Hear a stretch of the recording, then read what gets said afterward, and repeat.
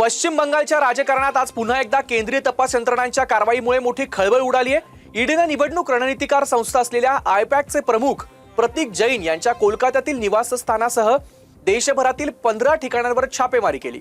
या कारवाईची बातमी समजताच मुख्यमंत्री ममता बॅनर्जी यांनी संताप व्यक्त करत थेट छापेमारी सुरू असलेल्या ठिकाणी त्या पोहोचल्या आणि आयटी ऑफिसमधील अनेक फाईल्स घेऊन त्यांनी आपल्या गाडीत ठेवल्या। छापेमारी सुरू असलेल्या ठिकाणी पोहोचल्यानंतर माध्यमांशी बोलताना ममता बॅनर्जी यांनी केंद्र सरकारवर लोकशाही चिरडल्याचा आरोप केलाय। त्या म्हणाल्या, केंद्र सरकार तपास यंत्रणांचा वापर करून विरोधकांना घाबरवण्याचा प्रयत्न करताय। हा लोकशाहीचा गळा घोटण्याचा प्रकार आहे। केंद्रीय गृह मंत्रालय आणि तपास यंत्रणा देशाप्रती आपली जबाबदारी विसरल्यात।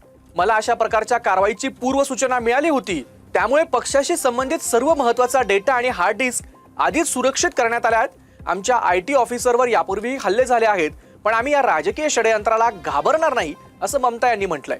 मिळालेल्या माहितीनुसार ईडीने ही कारवाई फर्जी सरकारी नोकरी नियुक्ती पत्रांच्या घोटाळ्याशी तसंच कोळसा घोटाळा प्रकरणासंबंधित मनी लॉन्ड्रिंग प्रकरणात केली आहे। 6 राज्यांमध्ये एकाच वेळी 15 ठिकाणी ही छापेमारी सुरू आहे। एका संघटित टोळीने हा मोठा घोटाळा केल्याचा संशय तपास यंत्रणांना आहे।